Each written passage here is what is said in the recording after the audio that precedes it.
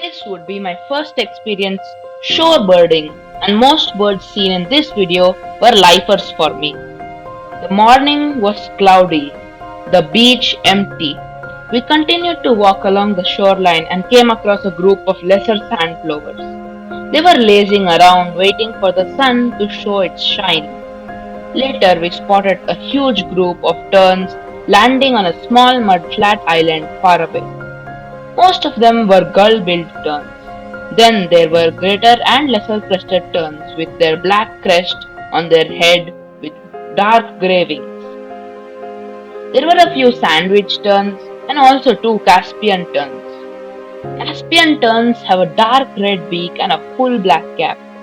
Their wings are white and larger than the gull-billed terns. We saw a white-bellied sea eagle nesting.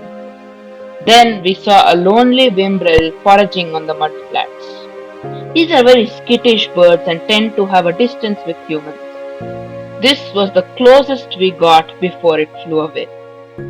Later, we came across the same group of lesser sandflowers we saw earlier, but this time much closer.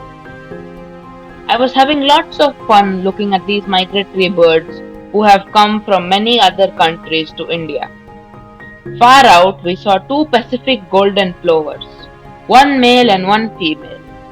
We also saw a bar-tailed godwit tagging along with a whimbrel. We also had an encounter with a Shaheen falcon. I wanted to see curlew sandpipers, broad-billed sandpipers, and some other shorebirds. Our guide said that these birds have a lesser population than, example, the sandflowers. That's why these birds like to live in huge flocks of lesser sandflowers for protection. So now our goal was to look for a huge flock of lesser sandflowers consisting of at least 200 individuals. And that was what we exactly did. We found a huge flock and scanned through each and every one of them. Then we spotted the curlew sandpiper, a small sandpiper about the size of a sandflower. Then the broad-billed sandpiper, two individuals foraging along the coast. The Terek sandpiper, a quick bird with an upward curved bill. The ruddy turnstone, a small and stout bird which got its name by its foraging technique.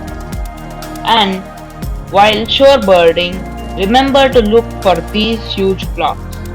They usually consist of lesser sandflowers, Kentish plovers, greater sandflowers, Terek sandpiper, broad-billed sandpiper, sanderling, curlew sandpiper, ruddy turnstone, etc. Finding this kind of flock is time-taking and needs hard work. But when you find one, you've just hit the jackpot. Brahminic kites are everywhere in Goa, so if you have not seen them, just look up and the chance that it will be flying or soaring above is very high. This place is filled with lots of trees where we parked our car. There we saw a grey-headed bulbul, endemic to the Western Ghats. That's all we saw in this trip to Agacaim Beach. I hope you liked the video. Watch out for more Goa birding videos. Like, subscribe and share.